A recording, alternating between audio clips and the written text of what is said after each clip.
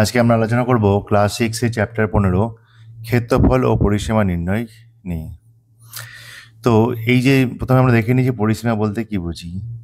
তার আগে মনে রাখা দরকার এই পরিসীমাগুলি কেবলমাত্র একটি বদ্ধ ক্ষেত্রে কাজ করে।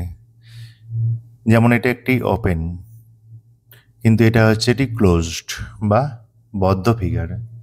তো এরকম একটি বদ্ধ ক্ষেত্রে,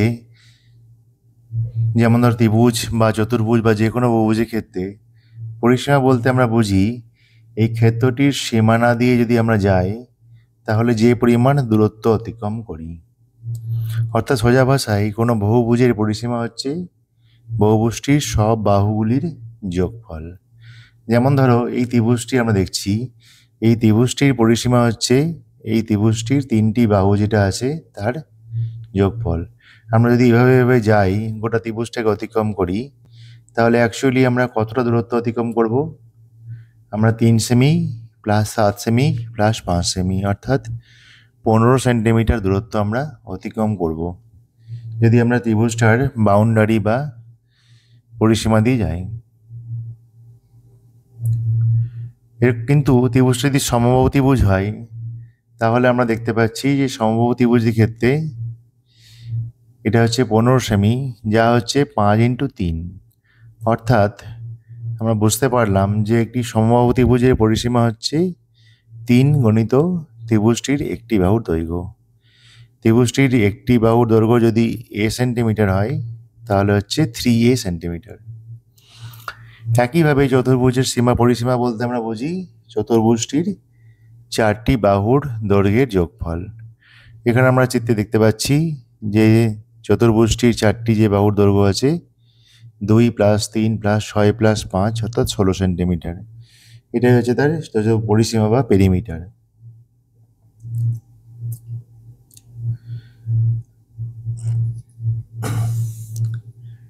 তো চতুর্ভুজটি যদি আয়তক্ষেত্র হয় সেক্ষেত্রে আমরা দেখতে পাচ্ছি যে আয়তক্ষেত্রের যে পরিসীমা সেটা হচ্ছে কত? 16 সেন্টিমিটার, যাকে আমরা লিখতে পারি 2 × 8 অর্থাৎ 2 × 3 + 5 অর্থাৎ 2 × দৈর্ঘ্য প্লাস প্রস্থ। অর্থাৎ আমরা আয়তক্ষেত্রটির বাউন্ডারি দিয়ে হেঁটে যাই তাহলে আমরা 2 × দৈর্ঘ্য প্লাস প্রস্থ এতটা পথ অতিক্রম করব।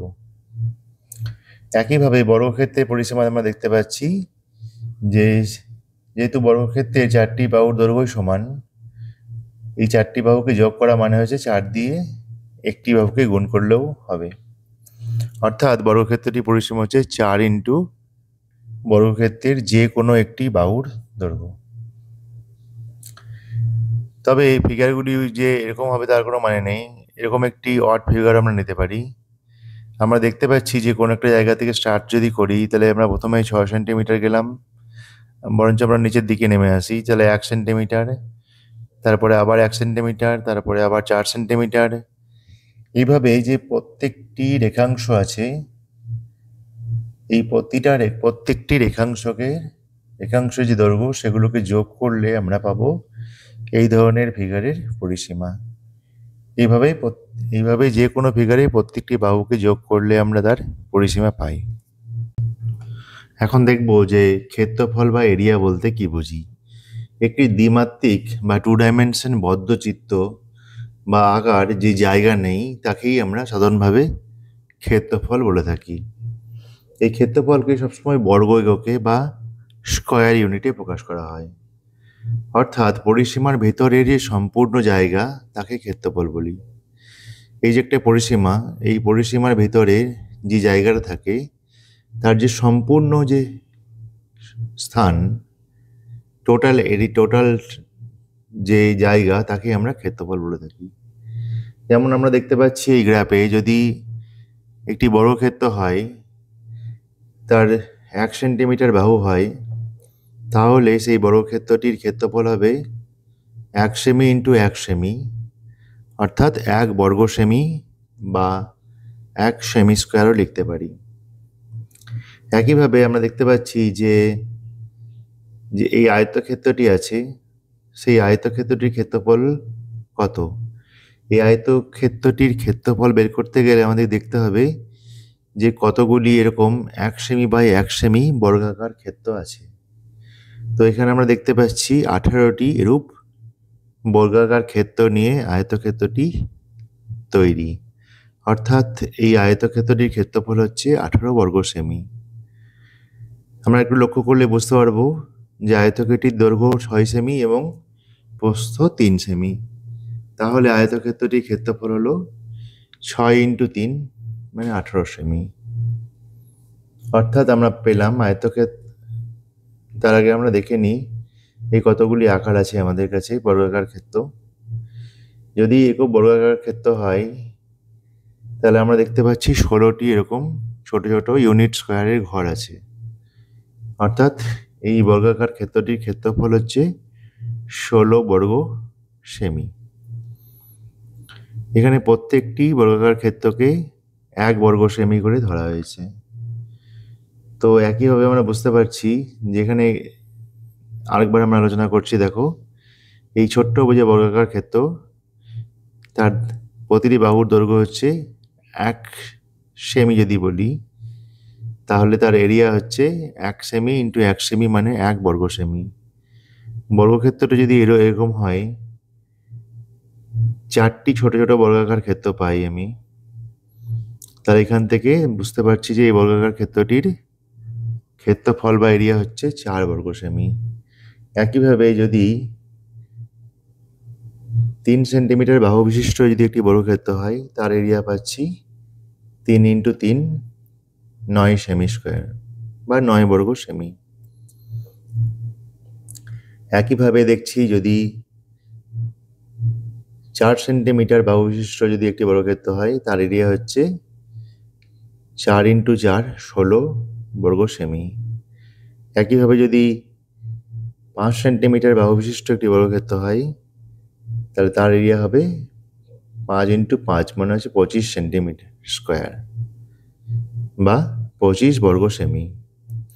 এখানে দেখতে পাচ্ছি যে এই টোটাল যে এরিয়াটা দেখতে পাচ্ছি যে ক্ষেত্রফল যে জায়গাটা জুড়ে নিচ্ছে, সেখানে 25টি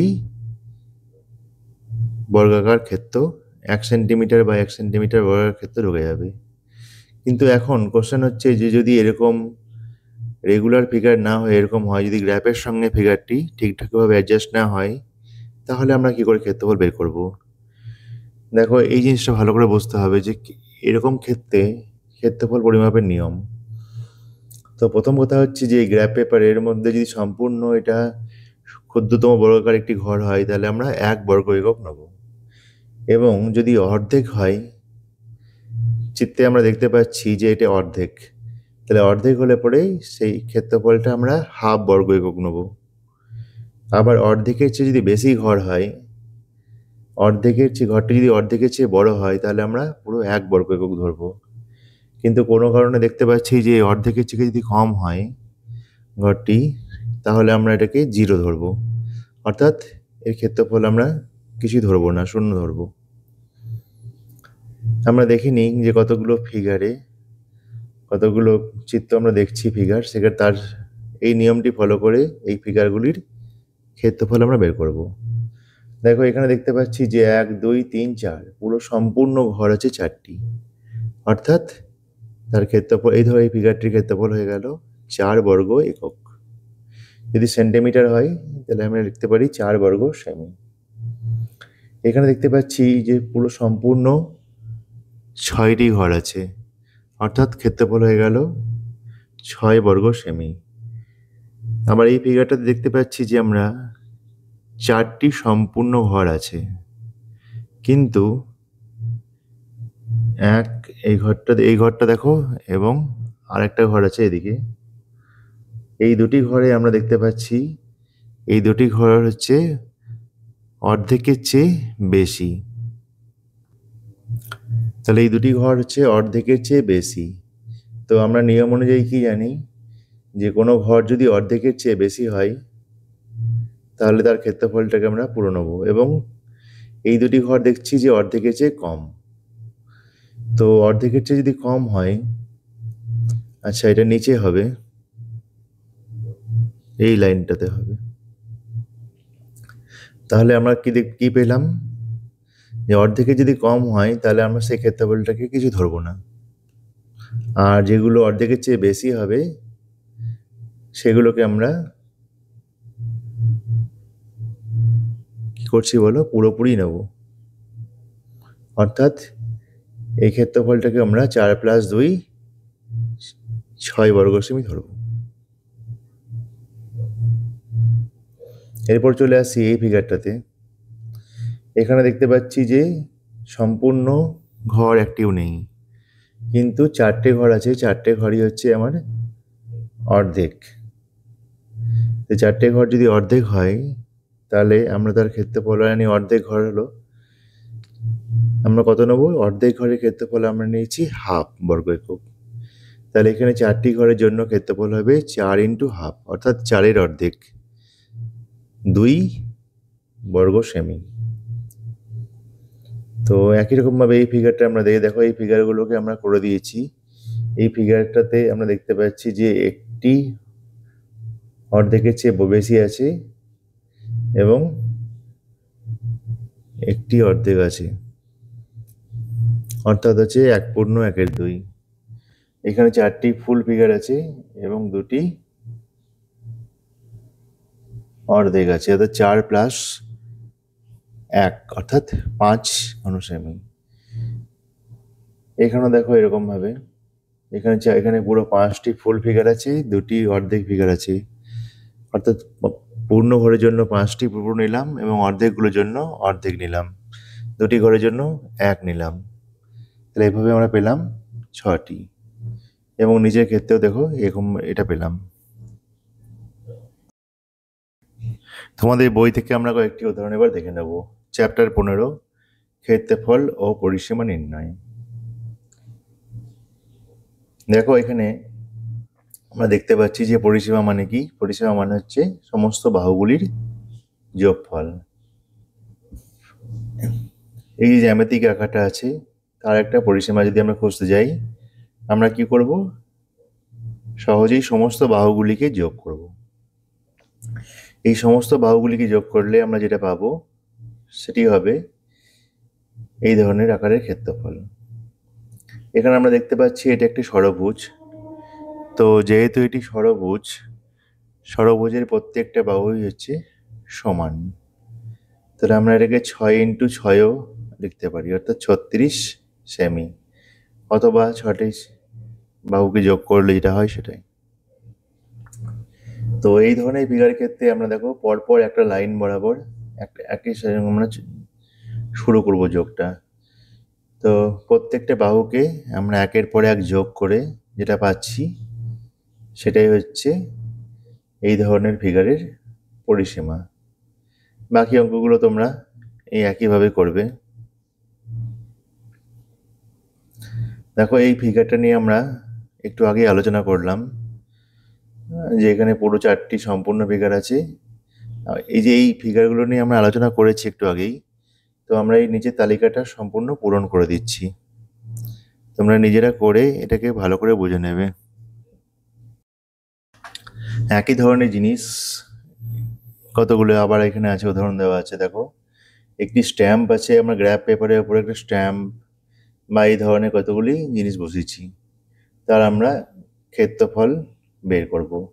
আমরা দেখতে পাচ্ছি স্ট্যাম্পটি উপর নিচে 4 এবং ডান দিকে 3, অর্থাৎ 4 × 12টি স্ট্যাম্পের ঘরটাকে ব্যবহার করেছে। তাহলে এই স্ট্যাম্পটির ক্ষেত্রফল কত, 12 বর্গ একক। এখানে 4টি ঘর ব্যবহার করা হয়েছে, 4টি অর্ধেকের চেয়ে বেশি, অর্থাৎ এর ক্ষেত্রফল হচ্ছে 4 বর্গ একক।